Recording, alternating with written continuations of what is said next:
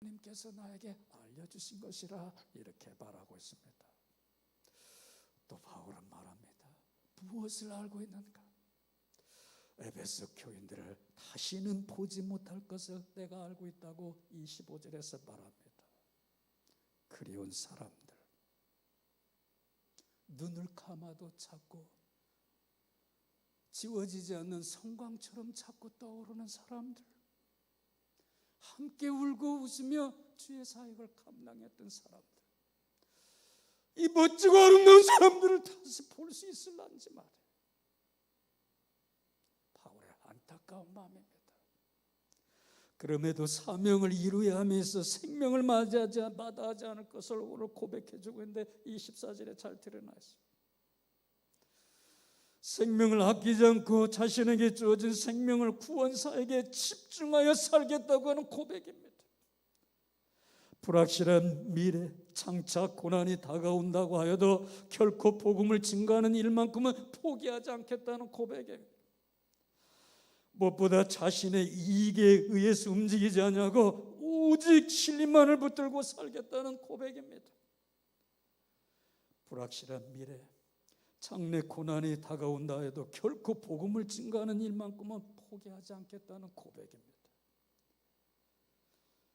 자신의 형편을 바라보지 않고 현실의 불합리한 상황을 바라보지 않고 하나님만 바라보는 사명자로 살겠다는 바울의 고백 앞에 저는 부끄럽지 않을 수가 없습니다.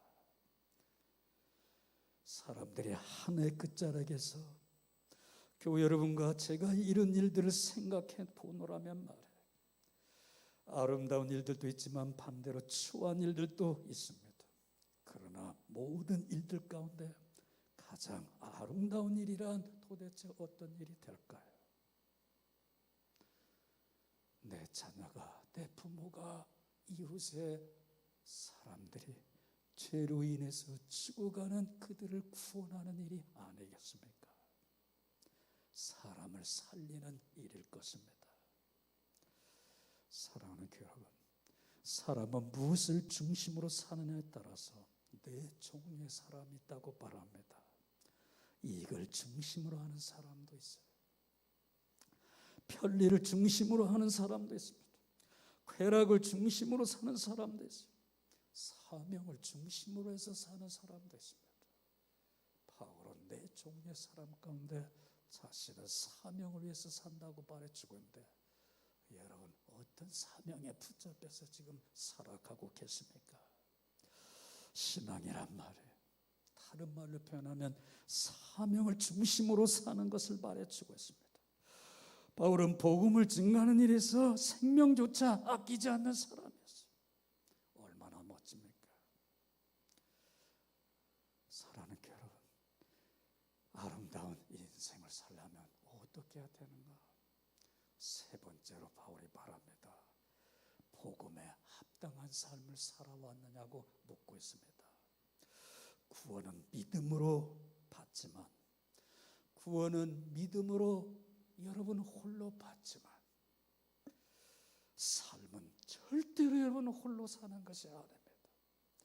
서로 관계를 가지고 살게 되어져 있어요. 우리는 태어나는 순간 부모를 만나고 친구를 만나고 배우자를 만나고 수많은 사람들을 만나서 얽히고 설켜서 살아갑니다. 그런데 이런 만나면서 잊을 수 없는 사람, 오래오래 기억하고 싶은 사람, 생각할수록 닮고 싶은 사람도 분명히 있습니다. 인간을 대하는 방식이 이기적인 거래로 이루어지는 사람들이 있는가 하면 반대로 그렇지 않은 이익을 주는 사람들도 있습니다. 여러분은 어떤 부류에 속해서 살아가고 계십니까? 우리 순복음 세수만교 교우 여러분들만큼은 주변의 많은 사람들에게 영원토록 잊히지 않는 멋지고 아름다운 사람이 되기를 주의 이름으로 축원합니다. 그런데 그 사람이 어떤 사람이면 복음에 합당한 삶을 살아가는 사람이라고 말해주고 있습니다. 복음에 합당한 삶을 살아가고 있는 사람을 보고 있느라면 저절로 감동이 됩니다. 우리는 자꾸 감동이 될 뿐만 아니라 닮아지고 싶은 마음이 자꾸 생기기 시작합니다. 그렇게 바울은 장로들에게 복음에 합당한 삶을 살라고 말씀해 주시고 있어요. 복음에 합당한 삶을 여기 이렇게 쉽게 표현해 주고 있습니다.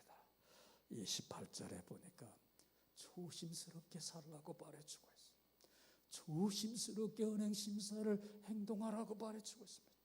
삼가라는 무엇에 대하여 주의를 집중하라, 전략하라, 관심을 가져 조심하라는 뜻을 품고 있습니다. 이제 바울은 에베소 교회를 목양할 수가 없게 됐어요. 그래서 장로들에게 자신을 대신해서 목회를 부탁하면서 간절히 부탁하는 말입니다. 우리 순복음 센스마켓 장로들, 재직들 똑같이 합당합니다.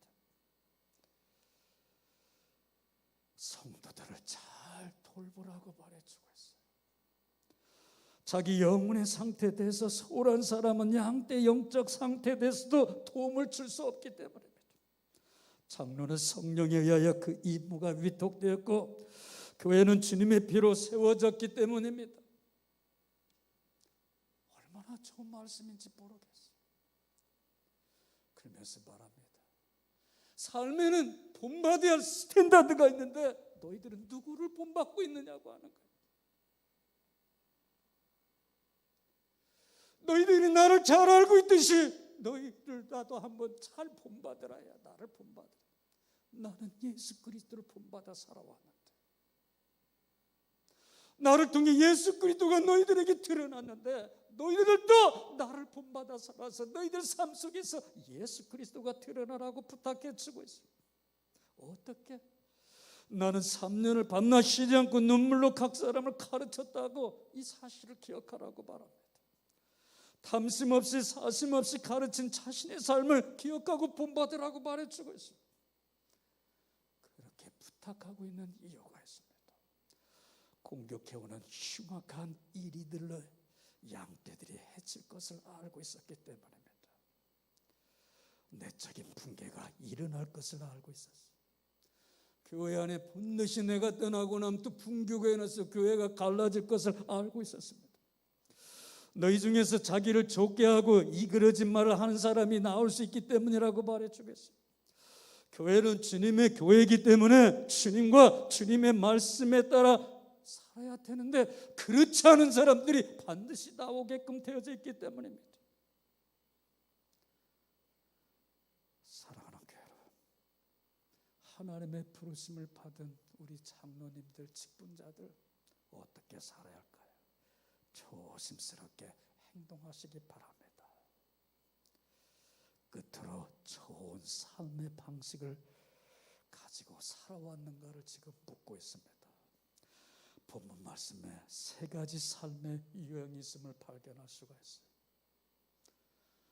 그 하나가 파괴적인 삶을 살아왔는가 묻고 있습니다. 어떤 사람들은 가는 곳마다 파괴를 일삼는 사람들이 있습니다. 이단들이 에베소 교회에 와서 얼마나 시끄럽게 했는가를 지금 환기시켜 주고 있습니다. 이 사람들의 특징은 항상 남을 쓰러뜨리고 넘어뜨리는 일을 일삼습니다. 어딜 가든지 파괴를 일삼는 사람들에게 사람들을 슬슬 모아가지고 자꾸 교회를 붕괴시키는 사람들입니다. 왜 그런가요? 이기적인 삶이 지배하고 있기 때문입니다. 그래서 2번째로 이기적인 삶의 유형이 있다고 말해주고 있어요. 장로 중에 일부가 자신을 쫓으라고 자신의 말로 성도들을 설득했기 때문에 무엇이든 자신의 일을 위한 수단으로 성도들을 사용하고 있기 때문입니다. 3번째는 이타적인 삶의 유형도 있다고 말해주고 있어요.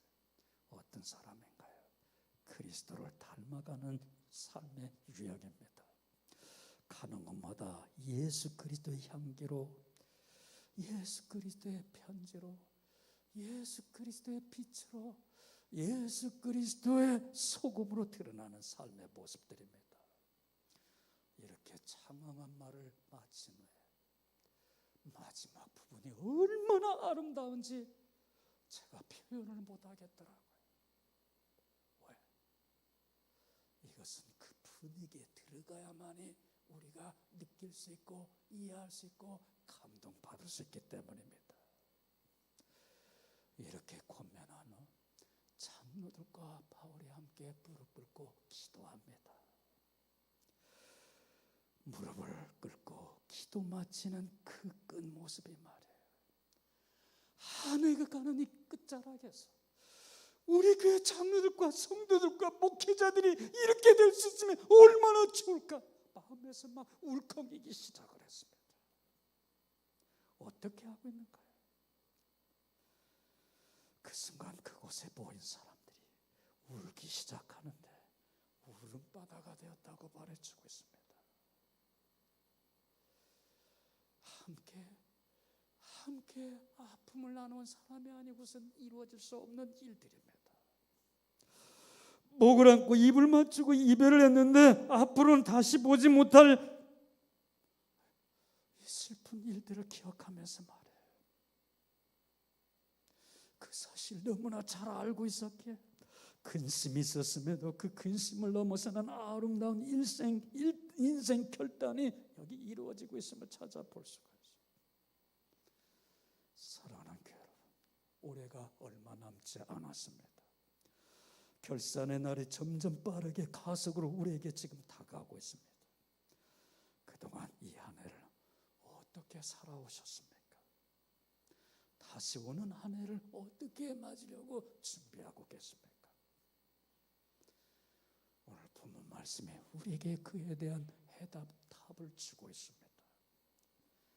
교회 여러분, 다가오는 새해 2021년에는 부끄러움 없는 삶을 살아가기를 주의 이름으로 축원합니다. 주어진 일을 사명감을 다해서 잘 감당하는 아름다운 흔적을 남기는 교회 여러분 되시기를 주의 이름으로 축원합니다. 교회 구석구석에 벽에 땅바닥에 어디든 여러분의 흔적이 남아있기를 주의 이름으로 축원합니다. 삶의 방식이 복음적인 방법으로 접근해 나가는 교회 여러분 되기를 주의 이름으로 축원합니다. 할 수만 있으면 내 자녀들에게, 부모님에게, 이웃들에게 이 그리스도의 아름다운 복음을 전하겠다는 결단으로 살아가기를 주의 이름으로 축원합니다. 마지막으로 삶의 좋은 방식을 가지고 살아가기 바랍니다. 금년 한 해는 후회스럽게 보냈지만 새해 마지막 문턱에서는 주님 보시옵소서, 그래도 이런 아름다운 삶을 살려고 제가 노력해왔습니다. 후회스럽지 않은 마지막에 아름다운 그 한 해를 새해는 이뤄나가기를 우리 주 예수 그리스도 이름으로 축원하면서 같이 함께 자리에서 일어나셔서 기도하고 마치도록 하겠습니다.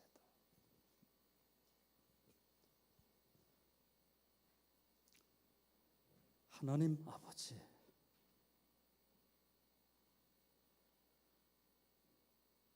가지 말라 애타게 잡아도 아쉽게도 세월은 자꾸 빠르게 달려가서 한 해 마지막 송년 예배를 드리게 되었습니다. 금년 한 해를 되돌아보며 아프고 상처받고 힘들고 어렵고 고달팠던 이 모든 것들, 흔적들 지워지게 하시고 새해에는 열심을 다해서 주를 쫓을 수 있는 우리 교우들 되게 하여 주시옵소서. 그래서 마지막 결산이 아름답게 끝났습니다. 우리 주 예수 그리스도의 성품을 닮아갈 수 있는 우리가 되게 하여 주시옵시되, 바울의 고백과 같은 이 아름다운 고백이 새해 마지막 종착역에서 이루어질 수 있게 하여 주시옵소서. 지금은 우리를 사랑하사 십자가에 편려 죽으신 우리 주 예수 그리스도의 은혜와 하나님 아버지의 크신 사랑하심과 성령님의 교통내주 보호 충만하심에 송년 예배를 드리고 있는 교우들의 각 가정과 직장과 사업장과 경영하는 모든 일들 속에 주께서 핏값으로 세워주신 순복음 세수만교회 선교 현장 속에, 아들람 공동체 마을 속에, 각 기관 속에, 주일학교 속에 지금부터 영원토록 함께 하시기를 간절히 축원하옵나이다. 아멘.